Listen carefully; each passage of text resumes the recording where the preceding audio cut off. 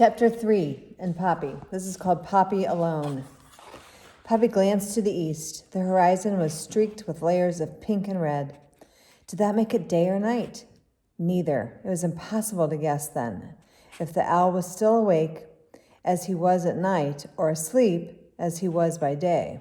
Besides, the place in Dinwood Forest where Mr. Oakhax slept, not the same as his watching post, was unknown.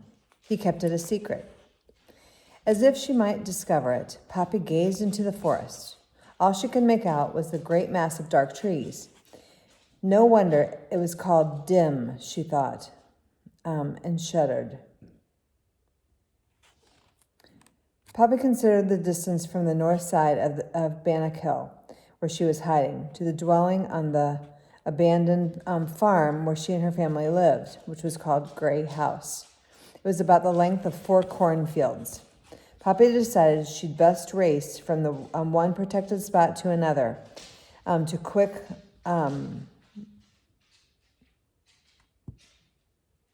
low belly runs. Sorry about that. Okay, I'm trying to look. There's a map.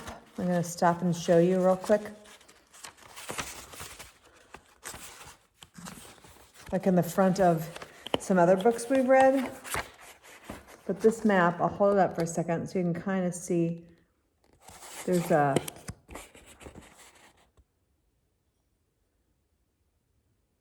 forest and the Gray House.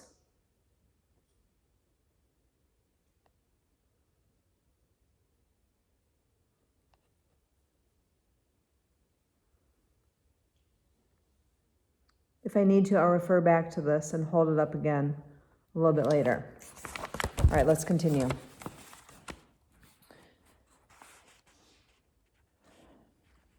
Again, Poppy decided she'd best race from one protected spot to another in quick, low belly runs.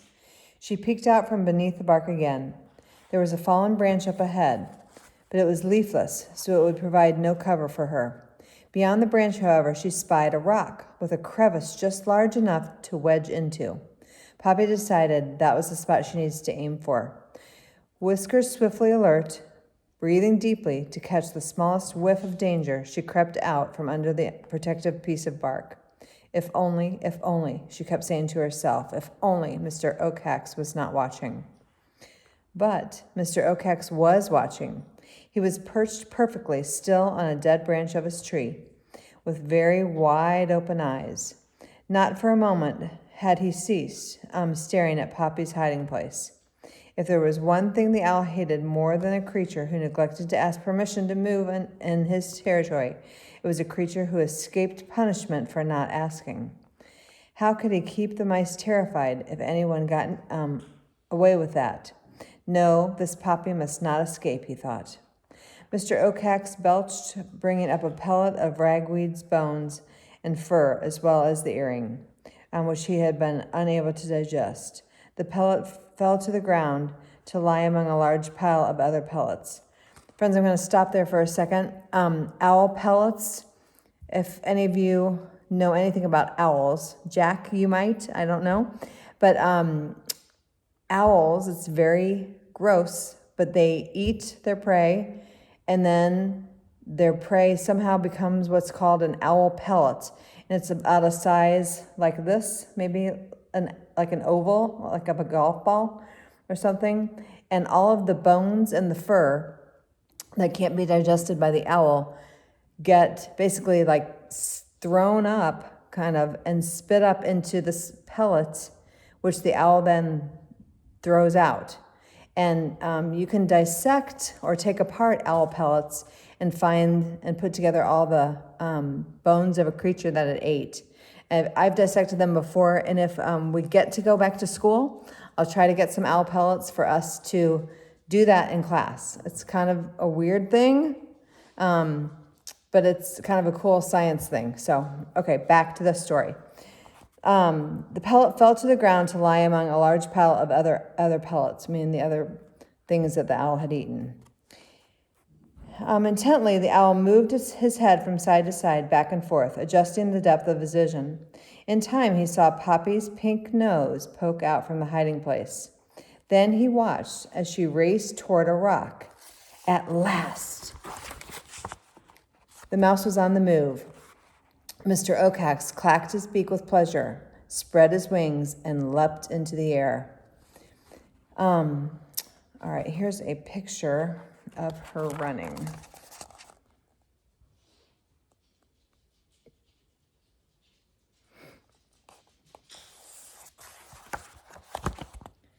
Panting hard, but protected by the crevice, Poppy squirmed about and sniffed for hints of danger. She found none. Once she had caught her breath, she edged a little bit out of the nook and studied the terrain. The nearest haven that she could see was a bush whose partly exposed roots straddled a hole that was large enough to protect her and shelter her. Unfortunately, the bush was on the far side of the flat, open space a long way from where she crouched down to hide right now. It was farther by far than the length of the gray house's attic, farther even than the water pump beyond the back door, farther, in fact, than Poppy had ever run without stopping to rest. She sighed with dismay. Then she looked again. This time she spied a rectangular strip of wood propped up against a stone at an upward angle. It was about halfway between where she hunched and the hole.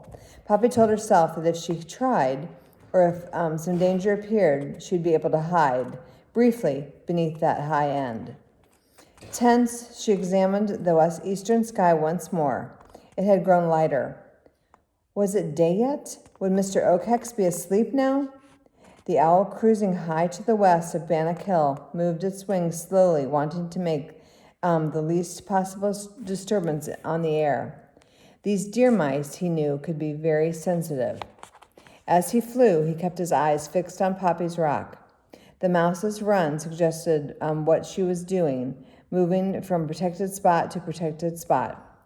Mr. Oakhax was well aware that the biggest family of deer mice in his territory, headed by his old fool, Lungwort, lived in Gray House. More than likely, Poppy was trying to head there. Well then, how would she go? The owl spied the bush on the south side of the hill. Though it was some distance from the rock, it would be a logical next hiding place for the mouse. But if it came to a race for that bush, he knew who would win. Mr. Oakhax gave a hiss of satisfaction. Poppy cleared the rock crevice in one jump. Her landing, however, was awkward. It threw up a puff of dust. Swiftly she scrambled back to her feet, then started to dash across the open area. Belly low, tail stiff as a nail, ears folded back, she pumped her legs like pistons. Mr. Oakhax, circling above, saw the dust caused by the mouse's jump. The next moment he spotted her.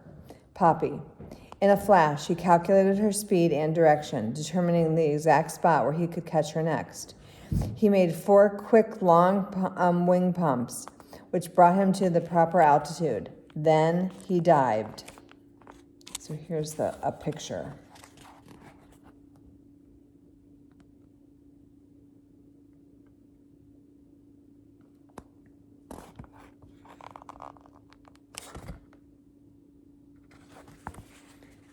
Poppy streaked over the ground. She felt as though her heart would burst. She was almost halfway to the bush. Soon she would be passing the wood strip. Mr. Oakhax, who had plummeted to a spot not far above and behind Poppy, threw out his wings, pulled back his head, thrust his claws forward, and in anticipation of a meal he was about to eat, he clacked his beak. Poppy, hearing the clack, cast a lightning glance over her shoulder. Mr. Oakhax was right behind her, his fearsome talons set to catch her. The shock of seeing the owl so close surged through her like a bolt of electricity. With an enormous kick of her rear legs, she shot up through the air, tumbling head over heels until she came down, belly flat, on the far end of the length of wood. Here's her tumbling through the air. Can you see it? Poppy's leap caught Mr. Oakhax by surprise. As he dived, Poppy took off. Sensing he would miss her, he adjusted. Up came his claws. Down went his left wing. Over over went his tail. What Mr. Oakes achieved, however, was a careening swerve that brought him crashing beyond target into the same strip of wood as Poppy, but on the opposite end. When Mr. Oakes landed, his weight catapulted the light as a feather mouse into the air into a great arc that dumped her with a splat right at the base of the bush. Frantic, she clawed forward and tumbled head over heels into the hole that she'd been aiming for. Mr. Oakes swerved his head first this way and then that, searching for his prey. She seemed to have vanished. Frustrated, he flapped into the air, circled low over Bannock Hill, but found no trace of her. Seething, the owl headed back to Dimwood. Friends, what's the word seething? Think about that for a minute.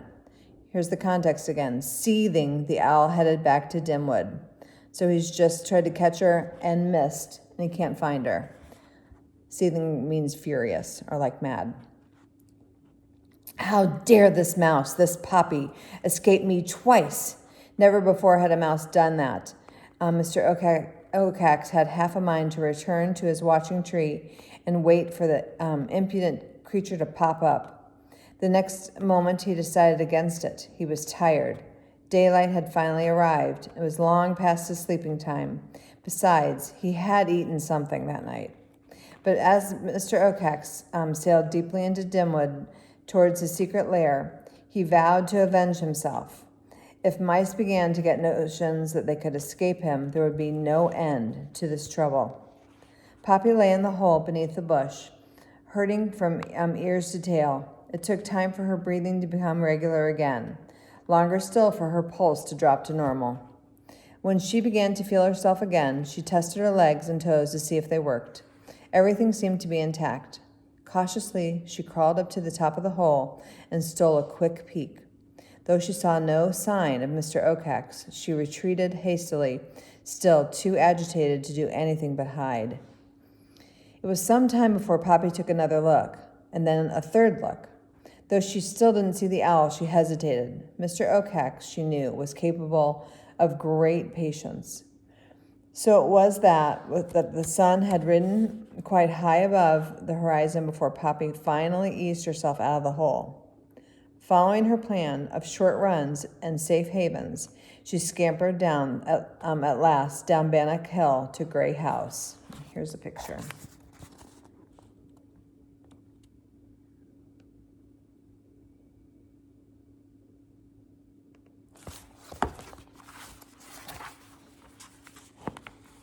According to Mice Family Stories, a human called Farmer Lamount had lived in the house. When he and his family left, it was said to be many, many winters ago, the house started to collapse. The white walls turned ashen. The roof's middle dropped lower than the other end. There's another word for you, ashen. The white walls turned ashen. So what color do you think that might be? What word do you hear inside the word ashen? Do you hear the word ash? Think what color ashes are, like ashes from a fire. So the white walls turned ashen, like a gray color, grayish. The roof's middle dropped down lower than the other end. Windows fell out, doors fell in. The farmer's cast-off boots, old furniture, magazines, all were crumbled. All in all, it was a perfect and safe home for Poppy's family. But as Poppy approached the house, she spied a small red flag hanging from one end of the roof. She stopped short. A red flag. That was her father's signal that the entire clan needed to gather for an emergency meeting. Poppy's first thought was that the news of Ragweed's death had already reached home. Then she realized how unlikely that was. Something else gave the grave importance that must have occurred for that red flag to be waving. Chapter 4 is next.